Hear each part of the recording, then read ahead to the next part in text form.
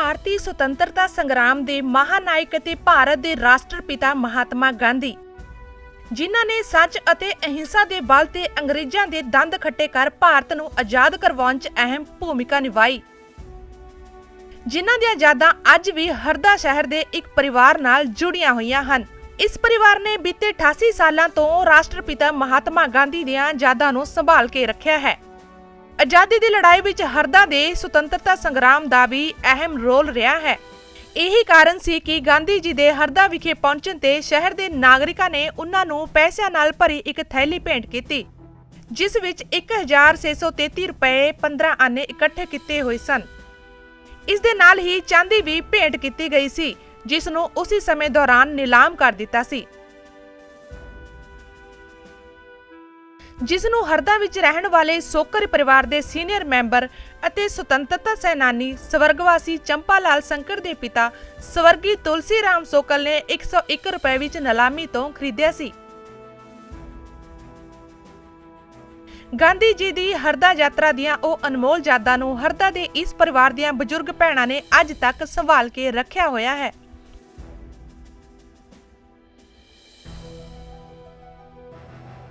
मेरे पिताजी स्वतंत्रता संग्राम सेनानी थे और गांधी जी के समय उन्होंने बहुत कार्य किया।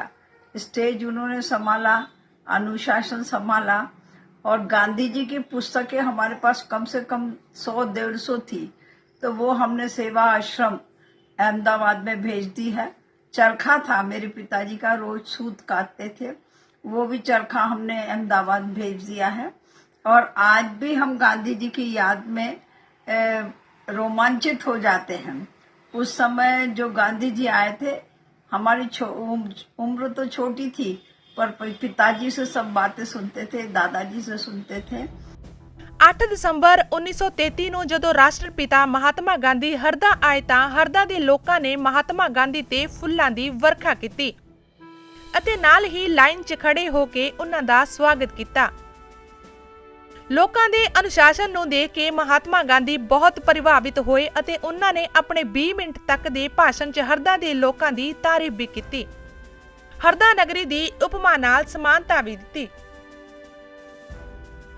और जो उस समय रुपया इकट्ठा हुआ था, तो चांदी की ट्रे नीलाम हुई थी, तो मेरे दादाजी ने वो ट्रे खरीद ली थी और वो भी आज हमारे पास उनकी याद में रखी हुई है। हमेशा वो जो भी लोग आते हैं उनको बता देते हैं, देखते हैं।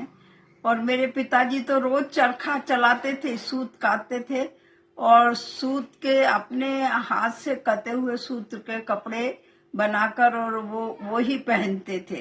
हम बहनों के लिए उन्होंने 5 साड़ी बनाई थी, जेल में रहे थे जब, तो वो साड़ियाँ भी हमारे पास अभी स्मृति में रखी हुई है और अभी भी गांधी जी की यादें तरोताजा हम रखते हैं।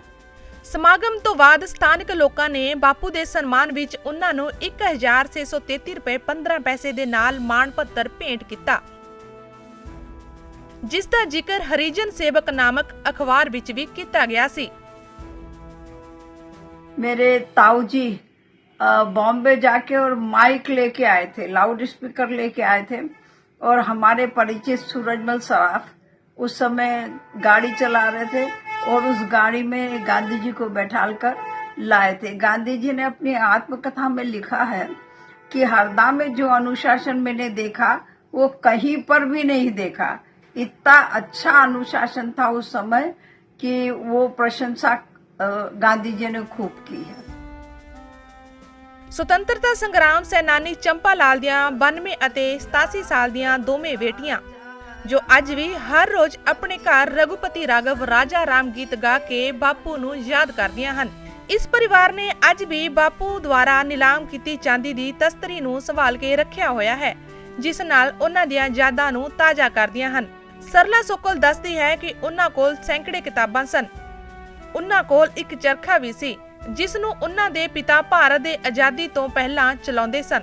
ਸਰਲਾ ਸੋਕਲ ਦੱਸਦੀ ਹੈ ਕਿ ਉਸ ਕੋਲ ਸੈਂਕੜੇ ਕਿਤਾਬਾਂ ਸਨ। ਉਹਨਾਂ ਕੋਲ ਇੱਕ ਚਰਖਾ ਵੀ ਸੀ, ਜਿਸ ਨੂੰ ਉਹਨਾਂ ਦੇ ਪਿਤਾ ਭਾਰਤ ਦੀ ਆਜ਼ਾਦੀ ਤੋਂ ਪਹਿਲਾਂ ਚਲਾਉਂਦੇ ਸਨ, ਜੋ ਉਹਨਾਂ ਨੇ ਸਾਬਰਮਤੀ ਆਸ਼ਰਮ ਅਹਿਮਦਾਬਾਦ ਨੂੰ ਭੇਂਟ ਕਰ ਦਿੱਤੇ ਹਨ। ਉਹ ਅੱਜ ਵੀ ਉਸ ਆਸ਼ਰਮ ਦੇ ਅਜਾਇਬ ਘਰ ਵਿੱਚ ਮੌਜੂਦ ਹਨ।